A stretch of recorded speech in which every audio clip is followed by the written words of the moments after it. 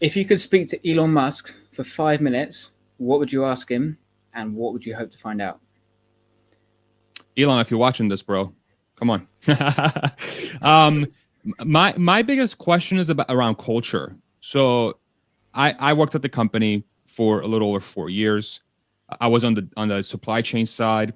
And the biggest takeaway for me was I don't understand how a company can be 100,000 people and work like a startup and have the same culture as a startup and have so many people being given the keys to run the company and the amount of trust that's placed on leadership and individuals.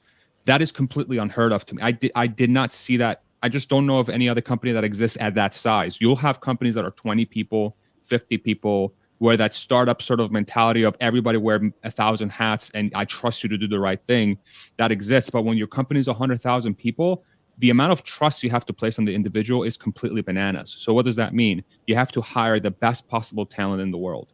And that is why Tesla is successful. It's not necessarily because they have the greatest car or the best technology or the 4680 or for full self-driving. These are incredible, but all of these result from that culture of leveraging and putting your people in the right place at the right time as much as humanly possible. And Tesla blew me away with that. So my question to Elon would be, how the hell did you do that at 100,000 people plus? What is it? What is the sauce? Is it one person? Do we have to have an Elon Musk where he is completely unrelenting and just uncompromising when it comes to having a certain type of culture that always prioritizes the individual, regardless of how difficult that decision is to make? And then how are the politics avoided to make that happen? How is ego avoided to make that happen? How are investors that want you to change big money that I'm sure he's hearing from on a daily basis? How does he tune that out? There's a lot there. So that would be my biggest question. And I would love very much to pick his brain on that, because as we saw from Investor Day, from the people that the executive team that he had,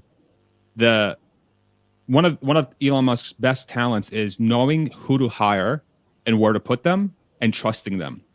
And SpaceX doesn't work unless he's able to do that. And Tesla for sure doesn't work unless he's able to do that.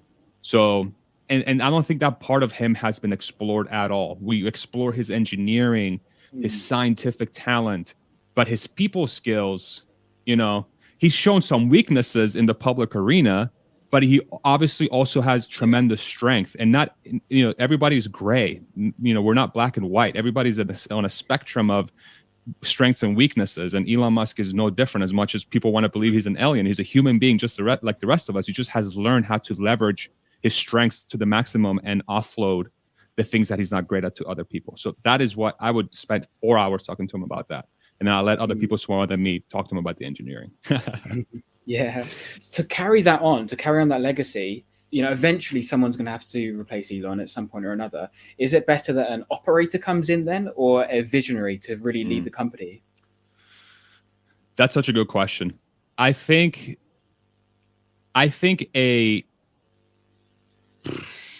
how good is that individual? Man, so it's such a hard question to answer, because Elon Musk is Elon Musk because of who he is. He has a unique set of abilities that he's brought to the table with a host of strengths, and he's got strengths and weaknesses that come along with that. But the net product of Elon Musk has given birth to SpaceX, Tesla, and many other companies. So and he is the richest person in the world, not because he was trying to be the richest person in the world, is because he somehow figured out how to put these things together, and it resulted in him being the richest person in the world. And that takes a very unique set of capabilities and talents. So I would say, I just don't know how easy it's going to be, or it's going to be basically impossible to find the next Elon Musk in the next 20 to 40 years. Looking back at history, there's a reason why these individuals stick out so much. Steve Jobs, right, is one.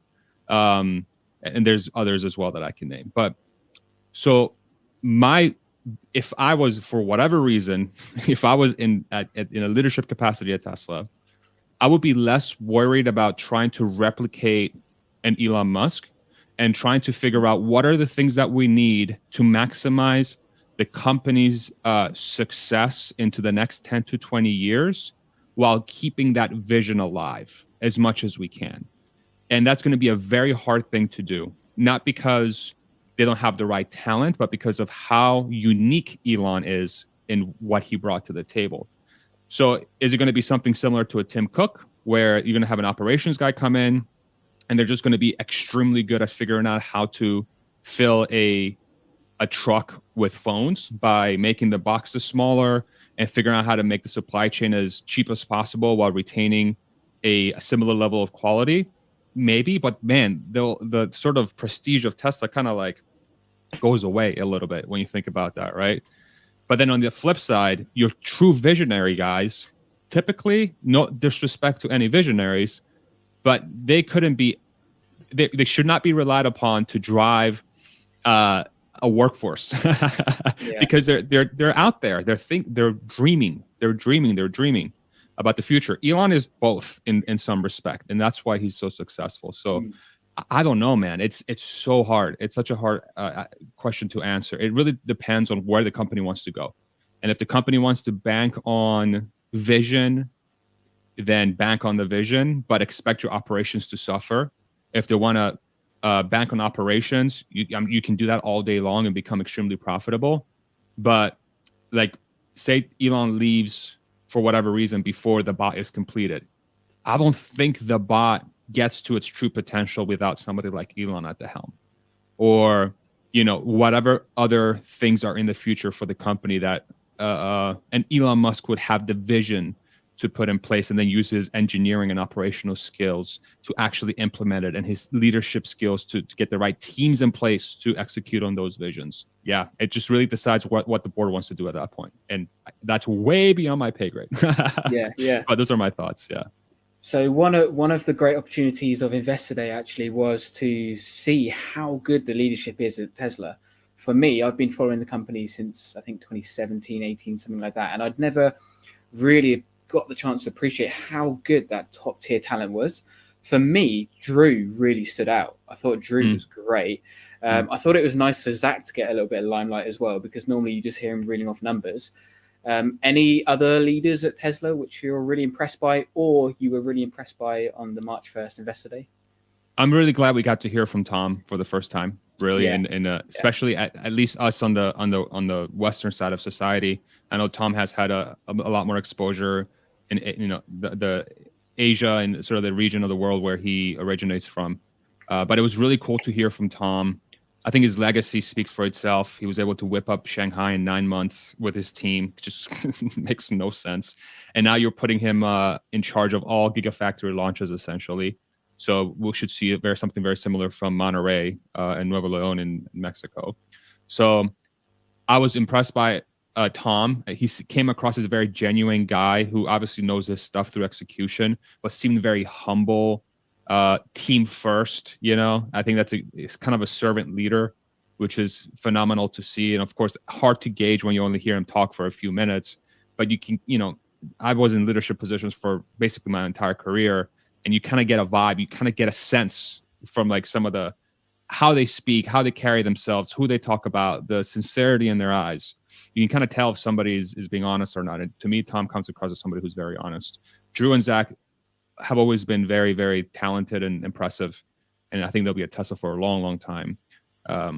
But I was quite impressed by Tom as well, and everybody else too. Like Karn, for example. Karn was there; he's the supply chain guy. He was my old boss. When I worked at Tesla, I was part of his org. Yeah, I didn't direct report to him, but I reported to the person that reported to him, and he has a good reputation with the company, and everybody else at that stage does as well. So it's deep bench, man. 16 people there? Yeah. And they're all badasses. So yeah.